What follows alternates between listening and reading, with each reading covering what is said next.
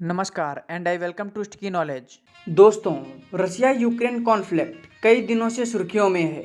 वहीं यूक्रेन के हालात को देखते हुए यूनाइटेड नेशन सिक्योरिटी काउंसिल ने कुछ दिन पहले एक इमरजेंसी सेशन कंडक्ट किया था, जिसमें रूस के एक्शंस के खिलाफ वोटिंग की गई थी।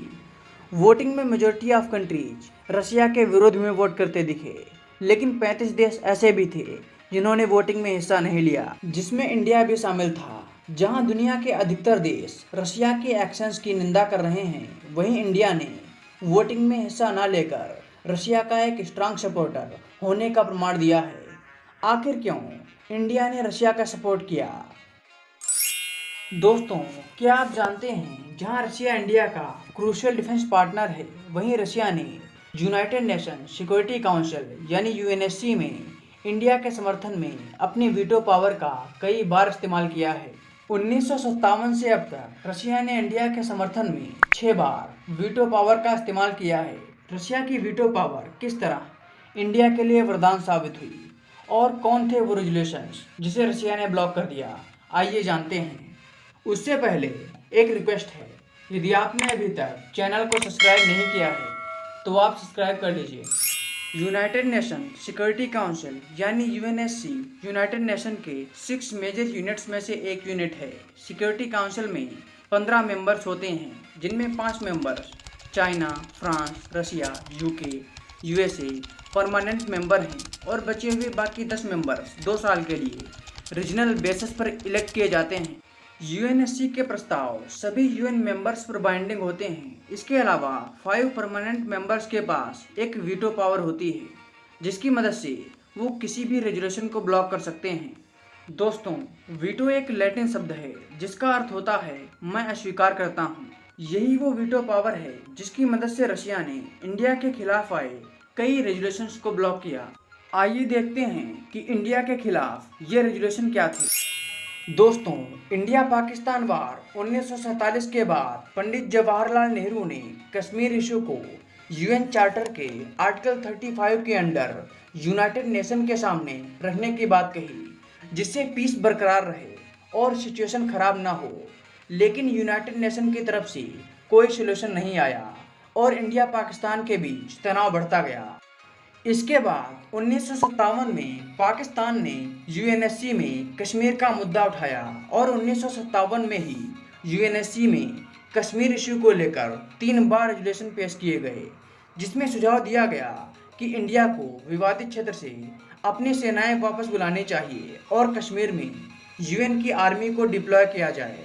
लेकिन रशिया ने भारत के समर्थन में अपनी वीटो पावर का इस्तेमाल करके इन रेजोल्यूशंस को ब्लॉक कर दिया।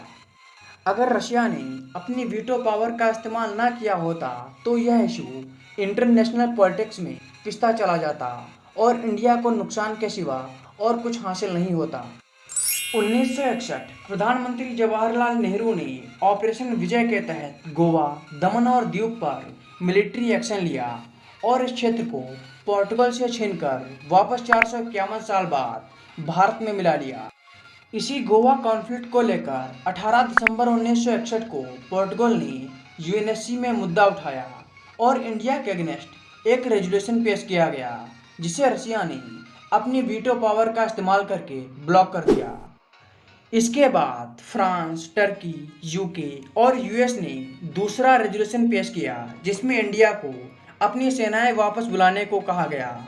रशिया ने वीटो कर इस रेजोल्यूशन को भी ब्लॉक कर दिया। अगर यह रेजोल्यूशन पारित हो जाता तो शायद गोवा, दमन और दीव आज भी पोर्टुगल के गुलाम होते। इसके बाद 1 जनवरी 1962 को पाकिस्तान ने एक बार फिर यूएनएससी में कश्मीर का इशू रेज किया, जिसमें यूएसए के कहने पर आयरलैंड ने रेजोल्यूशन पेश किया, जिसे रशिया ने एक बार फिर ब्लॉक कर दिया। रशिया ने अपने बाकी 3 वीटो 1971 में इस्तेमाल किए, जब इंडिया ने पाकिस्तान के खिलाफ युद्ध का ऐलान किया। इस युद्ध को लेकर अमेरिका ने यूएनएससी में पहला रेजोल्यूशन 4 दिसंबर 1971 को पेश किया।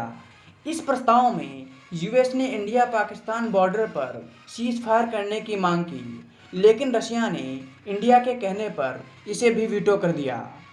5 दिसंबर 1971 को फिर से यूएनएससी में सीज फायर को लेकर एक रेजोल्यूशन पेश किया गया, जिसे रशिया ने फिर से ब्लॉक कर दिया।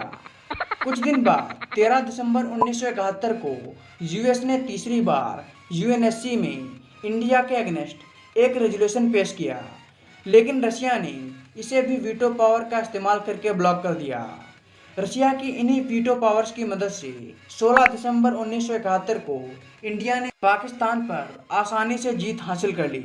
दोस्तों, पूर्व सोवियत यूनियन और वर्तमान रशिया ने हमेशा भारतीय हितों का ध्यान रखा है और ज़रूरत के समय हमेशा अपनी वीटो पावर का इस्तेमाल किया है।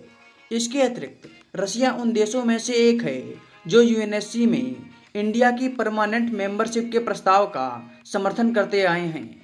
तो उम्मीद है आज की कहानी आपको पसंद आई होगी। यदि आपको वीडियो पसंद आई हो तो चैनल को सब्सक्राइब कर लीजिए। धन्यवाद।